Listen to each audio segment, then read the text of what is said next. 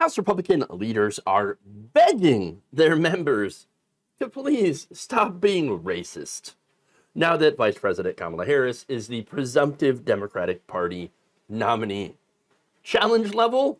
Impossible. According to reports, leaders of the House Republican caucus scolded members on Tuesday after several representatives went off script to attack Vice President Kamala Harris on the basis of her race and gender. And they, of course, followed other, for example, Fox hosts that have said similar things. Here's a little compilation I put together of that.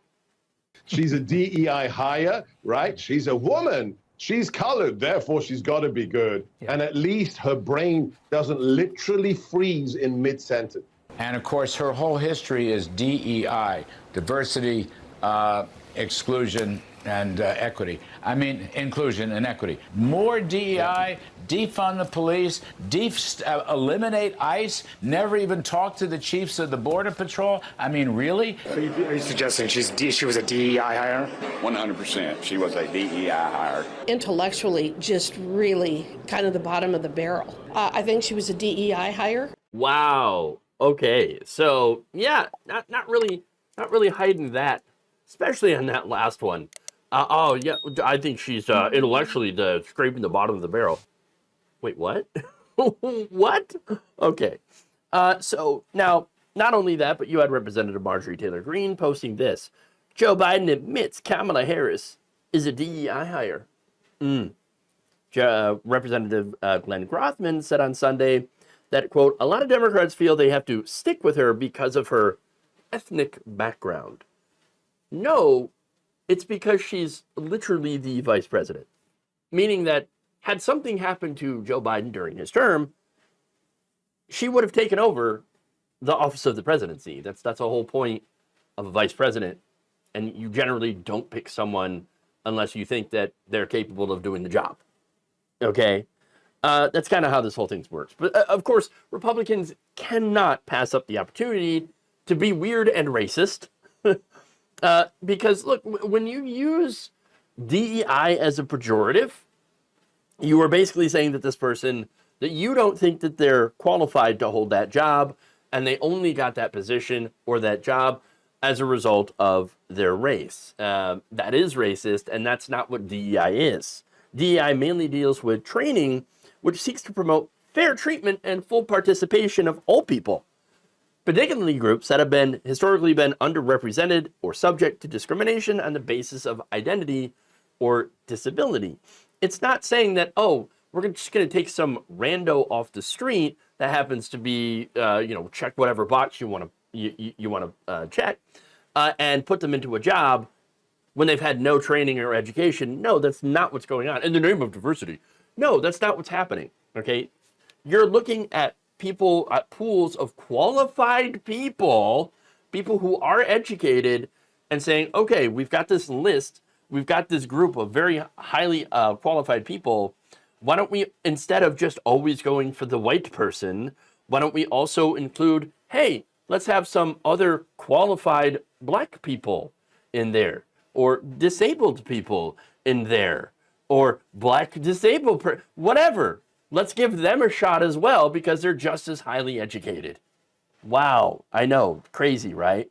Now, look, 20 years ago, okay, and this is why DEI exists. 20 years ago, two economists responded to help wanted ads in Boston and Chicago newspapers.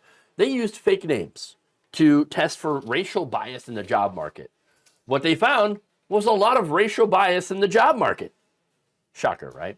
They found that applicants with names suggesting that they were white got 50% more callbacks from employers than those whose names indicated that they were black.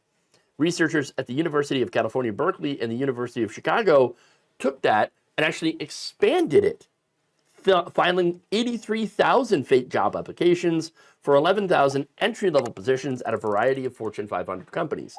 They found, and they published their findings in a discrimination report card, that the typical employer called back the presumably white applicants around 9% more than black ones. So look, that's a huge improvement over what it was 20 years ago, and that's because of a result of DEI initiatives, okay? Now, the number, however, did rise to roughly 24% for some of the worst offenders, which usually happen to be in the automotive industry, in factories, things like that. Applicants with names such as Brad and Greg went up against names like Darnell and Lamar. Amanda and Kristen competed for jobs with Ebony and LaToya, and more often, the white-sounding names ended up getting callbacks more than the black-sounding names. So there is bias here. And I know this is at entry level, but it actually goes further up.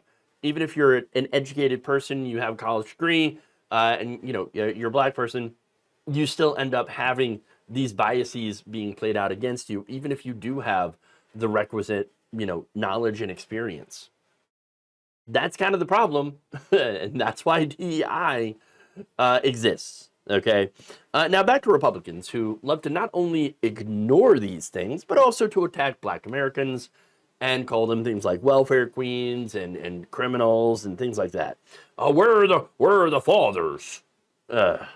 Representative Richard Hudson, the chair of the House National Republican Campaign Committee, was leading a closed-door meeting on Tuesday, during which he and others said that attacks on Harris should not be race-based and instead focused on her political record.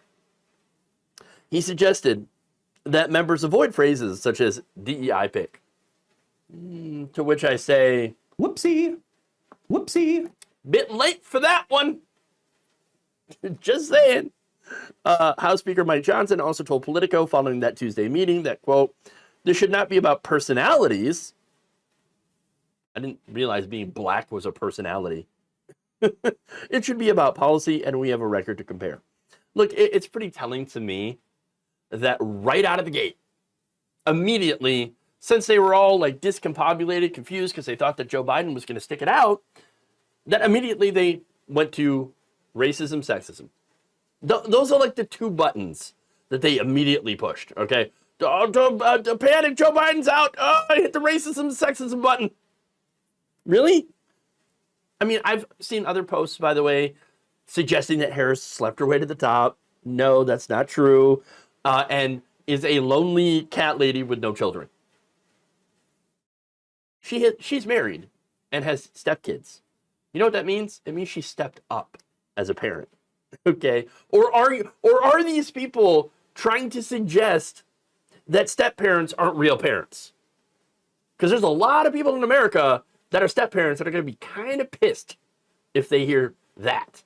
Just saying that they're not real parents. I've also seen posts suggesting that Harris is not black enough. What? No. Apparently, they posted things like that she's the descendant of a white Irish slave owner. Now, think about that. Okay? Think really hard at the situation that would lead to that. Might have something to do with the fact that many of the slaves were raped by slave masters, leading to children who were mixed. Just saying. Just saying. Now, as a result of all this, of course, House Republican leaders are like, no, don't do that. It's going to make us look bad and weird and racist. Once again, too late. Because it's exactly who they are. They're just trying to hide the ball and are doing an abysmally bad job of it. Because at the end of the day, the Republican Party's racist. Thank you for watching. If you enjoyed this video, please like, share, subscribe, hit the bell icon in order to get notified whenever a new video is released.